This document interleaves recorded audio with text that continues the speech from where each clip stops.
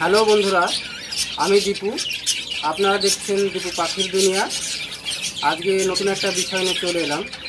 আজকে বিষয়টা হলো যে আপনারা অনেকে পায়রা কেনেন বা অনেকে ইচ্ছা আছে পায়রা কেনার, অনেকে পায়রা নতুন পুষছেন, তারা জানেন না যে পায়রার পর কী করে গুনতে হয়। আপনাকে বলে দিল যে এটা 3 পরের পায়রা কি 4 পরের পয়রা বা 2 পরের পয়রা বা 0 পরের পয়রা। তা আজকে আমি আপনাদের ক্লিয়ার করে দেবো যে পায়রার পর কীভাবে গুনবেন। খুব সহজ একটা পদ্ধতি আমি শিখিয়ে দেবো। সেই পদ্ধতিতে আপনারা বাড়িতে আপনাদের পায়রার পর গুনতে পারবেন। তাহলে আসুন আমি শুরু করি, আপনাদের দেখাই পায়রার পর কীভাবে গুনতে হয়। এই দেখছেন আমার হাতে একটা সিরাজি পায়রা রয়েছে, ব্ল্যাক সিরাজি পায়রা। এটা সেমি অ্যাডাল্ট পায়রা, এটা ফিমেল পায়রা আছে আমার হাতে। আজকে আমি পায়রাটা দিয়ে আপনাদের দেখাবো যে পর কীভাবে গুনবেন, পায়রার পর গুনতে হয় কিভাবে। তাহলে আসুন দেখি। এই দেখুন, ভিডিওটা একটু কাছে নিয়ে আসুন। এই যে পর দেখতে পাচ্ছেন, এই যে পর, এইগুলো এই যে 1 2 3 4 5 6 এগুলো সব ফেদার। এই ফেদারগুলো দেখতে পাচ্ছেন। এই দেখুন এখানে একটা ইউ শেপ মতন আছে, দেখুন ফেদারের মাঝখানে একটা ফেদার এইদিকে আছে, কিছু ফেদার ওইদিকে আছে। এই দেখছেন আমি হাতটা দিয়েছি, এই যে এইখানটা দেখতে পাচ্ছেন। এই যে এই দিকটা আমি গুনবো, আমি এই দিকটা গুনবো না, আমি এইখান থেকে গোনা শুরু করব। দেখুন ফেদারের দুদিকে মুখ আছে, একটা আমার বাঁ দিকে মুখ করে আছে কিছু ফেদার, আর কিছু ফেদার ডান দিকে মুখ করে আছে, দেখতে পাচ্ছেন। আমি এই ডান দিকে ফেদারগুলো গুনবো। এইবার কথা হলো, বাচ্চা পায়রার আমরা বুঝতে পারবো না ক ফেদারে বা ক পালকের বা ক পরে। এই যে পরগুলো দেখছেন 1 2 3 4 5, এই যে পরগুলো যে পরপর আছে। এবার এর মাঝখানে এই যে পায়রার পালকের মাঝখানে কিছু ছোটো ছোটো, এই দেখুন এই পায়রাটার, এই দেখুন এই যে দেখছেন মাঝখানে ছোটো একটা পালক হয়েছে, এই যে দেখতে পাচ্ছেন একটা পালক এই যে উঠেছে, দেখতে পাচ্ছেন পালকটা। এই যে দেখুন এই 3টে পায়রা ভালো করে খেয়াল করুন, এই 3টে পালক রয়েছে, তার মাঝখানে এই যে উঠেছে। একটা পায়রা তখনই অ্যাডাল্ট হয় যখন 10 পর কমপ্লিট হয়। তাহলে আমরা এই যে বলেছি এখান থেকে গোনা শুরু করব, এদিকে যাব না। আমার বাঁ দিকে যে পালকগুলো আছে সেইগুলো গুনবো না, আমার ডান দিকে পালকগুলো আমি গুনবো।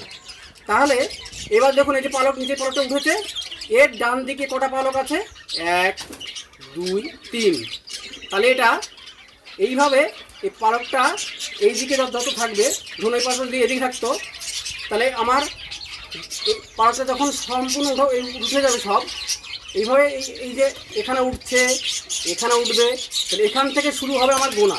তাহলে 1 2 3 4 5 6 7, তাহলে এটা 7 পর রানিং।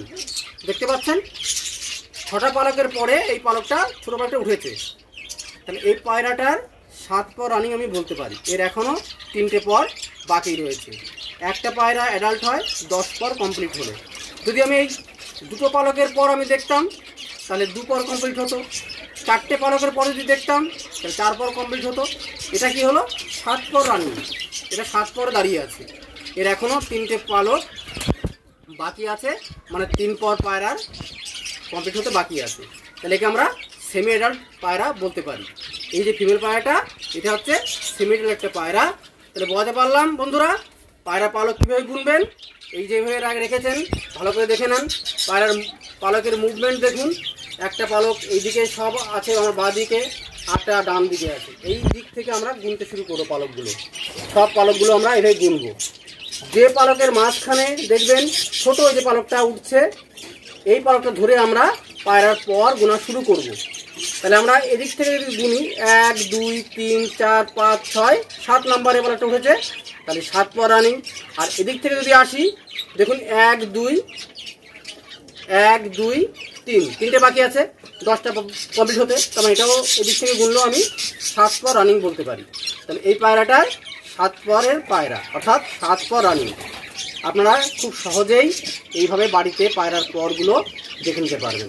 তাহলে বন্ধুরা, আর এই ভিডিওতে আমি পায়রা সংক্রান্ত যাবতীয় তথ্য দিয়ে থাকি। পায়রার খাবার, পায়রার মেডিসিন, পায়রাকে কীভাবে যত্ন করবেন, শীতের সময় গরমের সময় পায়রায় কী খাবার খেতে দেবেন, আপনার পায়রার যাবতীয় কিছু আপনারা যদি ভিডিওটা ভালো লাগে তাহলে একটা লাইক দেবেন, আর যদি চ্যানেলটি ভালো লাগে সাবস্ক্রাইব করে দেবেন।